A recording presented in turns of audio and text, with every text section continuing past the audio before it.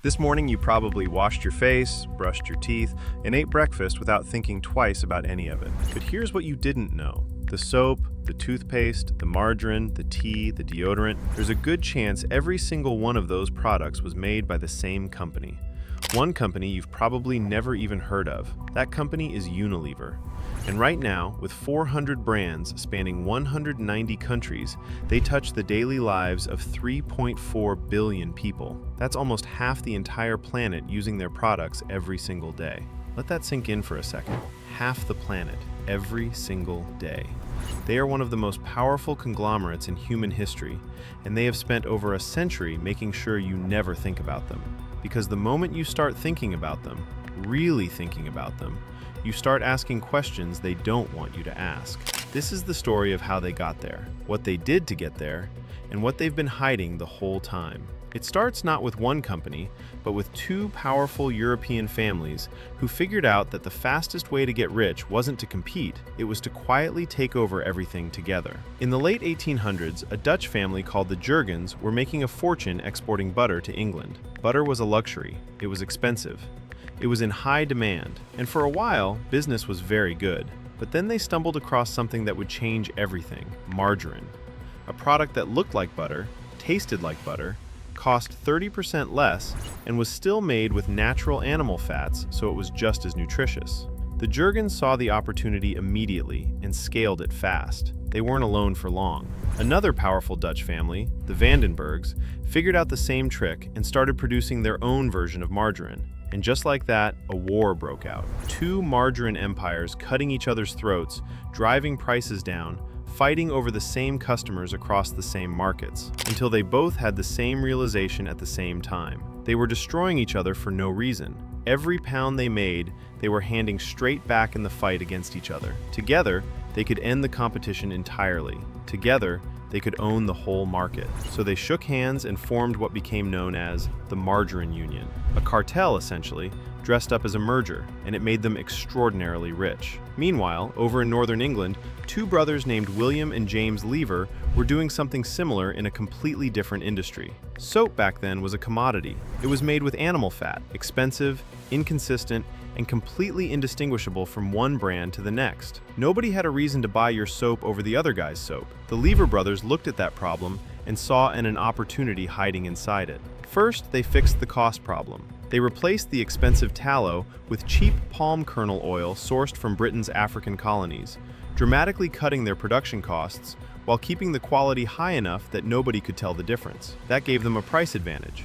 But what they did next was what really separated them from everyone else. They turned soap into a brand. Before Sunlight Soap, buying soap was like buying a bag of flour. You went to the store, you pointed at it, you paid for it, you went home. There was no loyalty, no identity, no reason to care which one you bought. The Lever brothers changed all of that. They created a name, a logo, and an image, and then they made sure that image was absolutely everywhere. They plastered Sunlight Soap on street posters.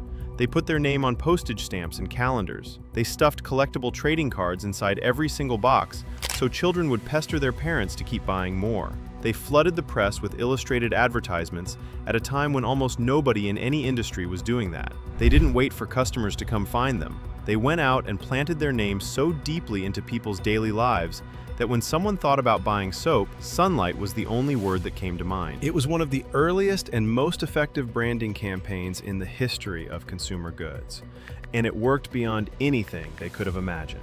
Soon, they were producing 450 tons of soap every single week. Their workforce grew so large they needed an entire community living nearby just to keep the operation running. So they did what powerful industrial families did back then. They built their own town. Real housing, shops, schools, leisure facilities, all of it constructed from scratch. All of it designed to keep their workers close and their production line moving without interruption. From there, they kept pushing. They set up their own plantations in Africa to source cheap oils even cheaper, cutting out the middlemen entirely. They launched Lifebuoy antiseptic soap. They created Sunlight Flakes for laundry. They started buying up competitors to eliminate them rather than fight them. And then they moved into food. They purchased a sausage company called Walls.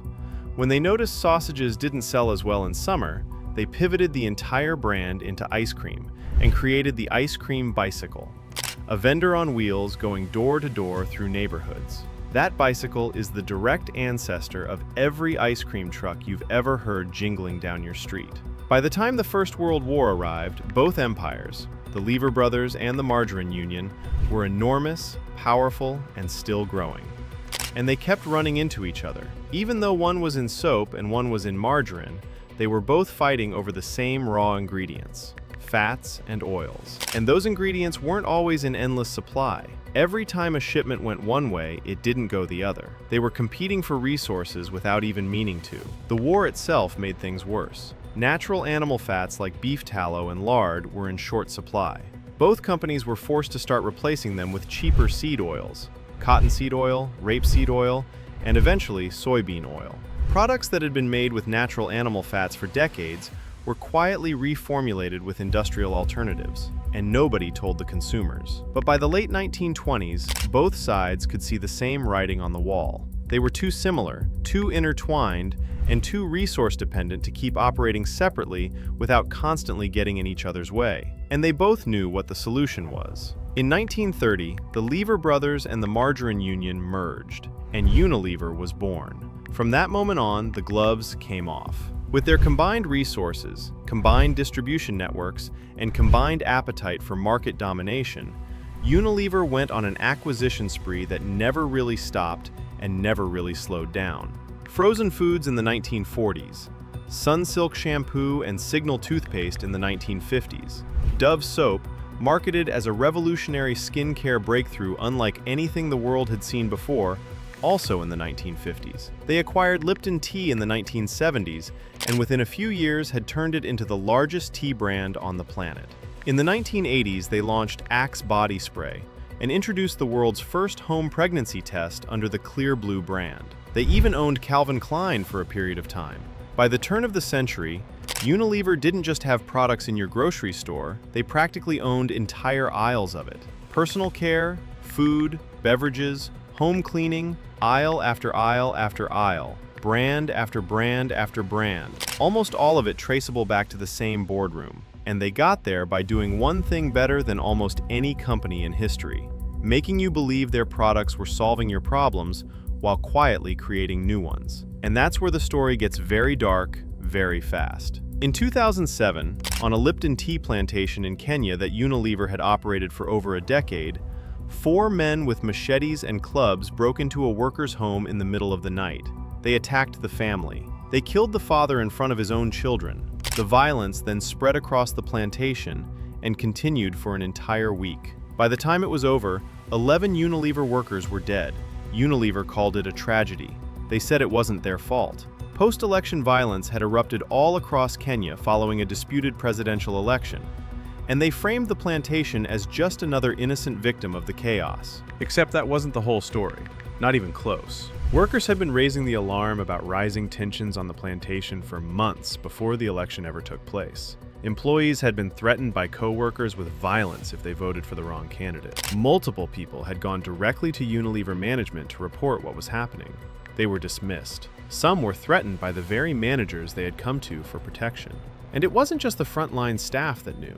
According to reports, senior executives at Unilever were holding internal meetings about the possibility of post-election violence in Kenya well before it happened. They saw it coming. And when the moment came, they made a decision. They increased security for their equipment. They increased security for senior personnel. The ordinary workers, the people who had built their operation with their hands and their labor for over a decade, got nothing. After the attacks ended, Unilever shut the plantation down for 6 months and placed every single worker on unpaid leave. People who had just survived a massacre. People who had watched colleagues and family members get killed. People who had been robbed of everything they owned. All of them now without income. Many still recovering from serious physical injuries, and Unilever refused to cover a single medical bill. It took until 2021, 14 years after 11 people were murdered on their property, for Unilever to finally reach a settlement with some of the affected workers. The amount was undisclosed. No admission of liability was ever made, and Unilever moved on. Except nothing had actually changed, because in 2023 it was revealed that dozens of women at those same Kenyan tea plantations had been sexually abused by their managers. Women being explicitly told they had to sleep with their supervisors to get a job, or to keep the one they had. And this was not the first time this had come up. Back in 2013, Unilever had faced nearly identical allegations from the same plantations. They promised a zero-tolerance policy. They set up a reporting system. And when women actually used that system to report their abusers, nothing happened. The managers kept their jobs. The abuse continued. This is the same company that has spent hundreds of millions of dollars on Dove advertising campaigns about real beauty, female empowerment, and body confidence. They just don't seem to extend any of that concern to the women picking their tea leaves. And the harm wasn't limited to Africa. In the 1980s, Unilever decided to expand into thermometers and set up a factory in India. To make thermometers, you need mercury, and mercury is one of the most dangerous neurotoxins that exists on this planet. You don't need to swallow it or inject it. Simply breathing in the vapors is enough for it to pass from your lungs directly into your bloodstream. Once mercury is inside your body, it attacks your kidneys, your nervous system, your liver, and your immune system simultaneously. The consequences can include chronic pain, vision loss, speech impairment, hearing loss, and progressive nerve damage. This has been known and documented for over 2,000 years. Unilever knew it. The science was not ambiguous. The dangers were not hidden. And they ran the factory anyway, while their workers absorbed dangerous levels of mercury every single day they showed up for work. People started getting sick. Then they started getting seriously sick. By the time Indian authorities finally forced the factory to shut down in 2001, 45 workers had died from mercury poisoning.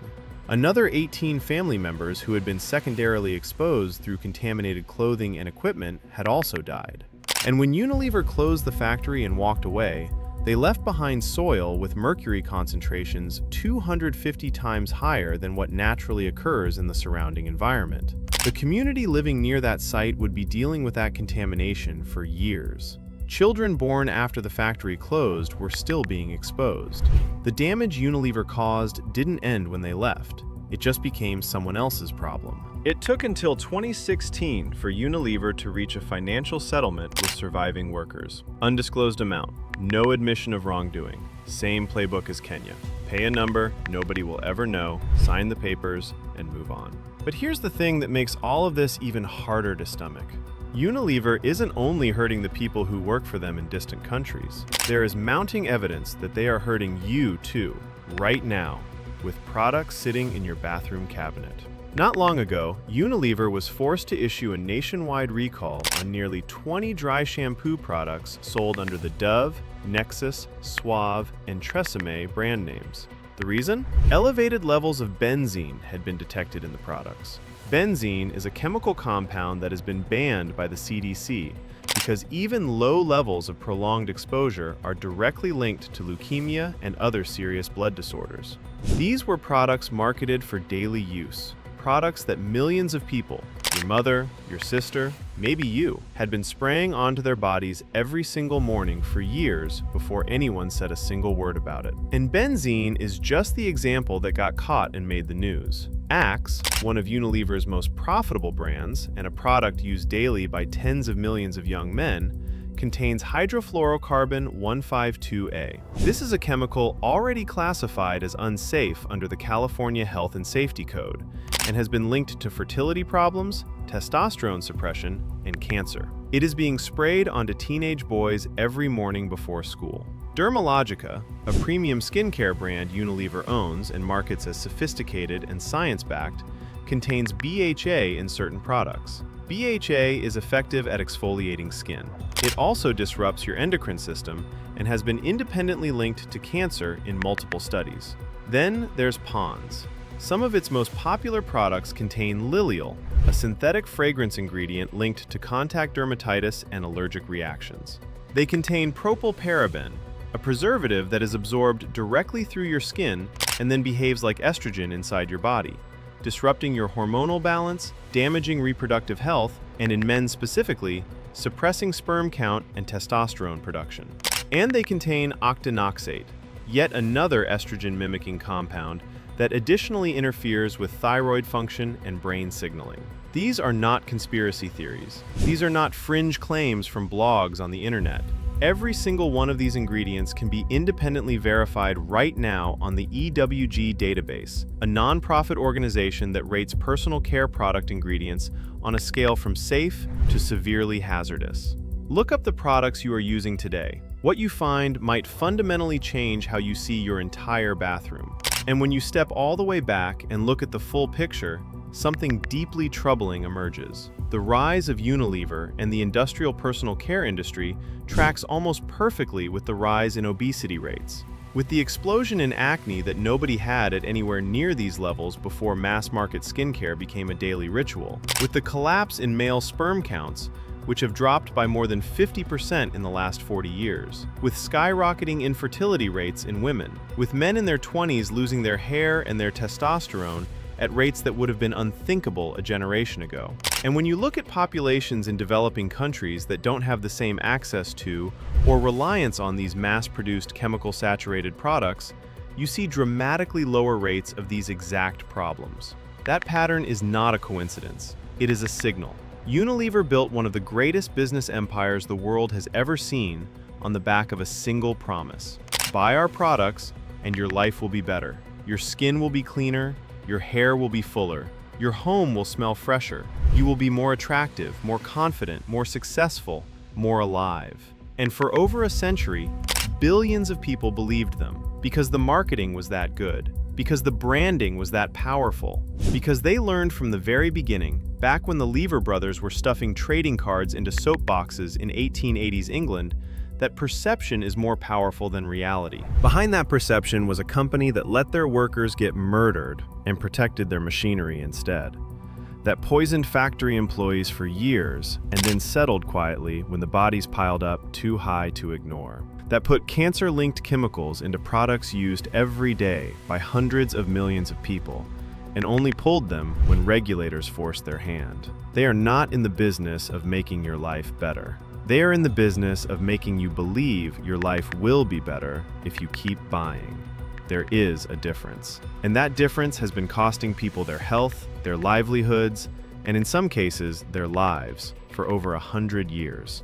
That is the company that owns your grocery aisle. Stay dangerous.